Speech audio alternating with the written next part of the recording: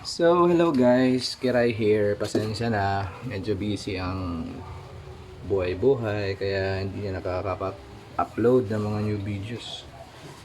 Ito lang, katuwaan lang. Meron akong gaming case na hindi ginagamit. So, naglagay ako ng piso wifi dito sa amin. Ayan. Bali, modify ko lang sa likod yung mga PoE adapter, tsaka yung mga adapters. Yan. Tapos, ito, yung loob, maluwang. Ayan. So, ang ginamit ko pala dito, syempre, nakabilan tayo using TP-Link. Tapos, yung RPI natin na naka-standby. Tagal ng RPI na to. Ginamit ko. Tapos, naka-USB boot. Ayan. Simple lang. At least kasi natambay kumikita to ngayon. Ayan guys, ayan yung bila natin. Tapos yung access point natin dalawa, isang CPE tsaka isang Omni. Tapos yung vendo na sa baba.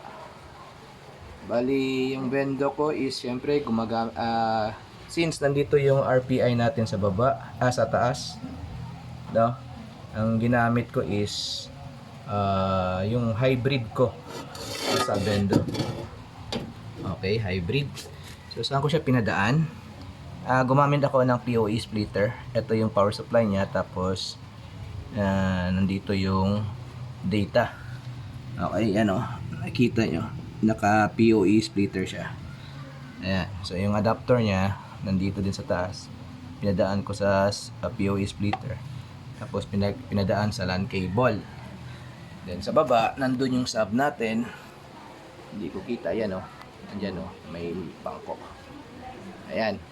So, LAN cable lang yan, nag-iisa. Yung nakikita nyo yung blue na isa dyan. Ayan. Naka-power na yan, tapos naka-data na. So parang sa CCTV lang, yung gano'n. Diba, naka-PoE siya. PoE powered na sa Bendo. Ayan, using PoE splitter lang. Ayan, so may idea na kayo para naka-isolate lahat ng panyo.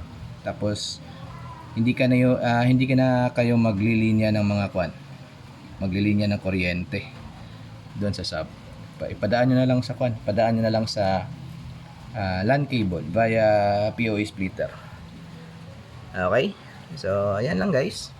So just sharing, baka magustuhan nyo, gayahin nyo, okay lang, kasi sharing is caring. Okay, USB boot lang, hindi ako naka M.2 kasi wala akong available, yan lang. Okay, pero solid naman. So yan, nakabilan tayo, TP-Link. So yan, naka-tempered glass, yan, social.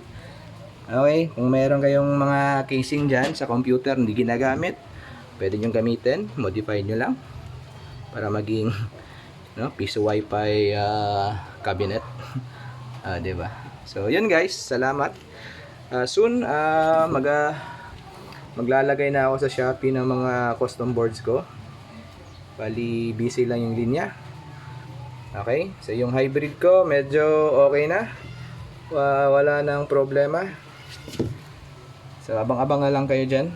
Marami pa tayong mga custom boards na ilalabas soon. Okay? So, okay guys, salamat.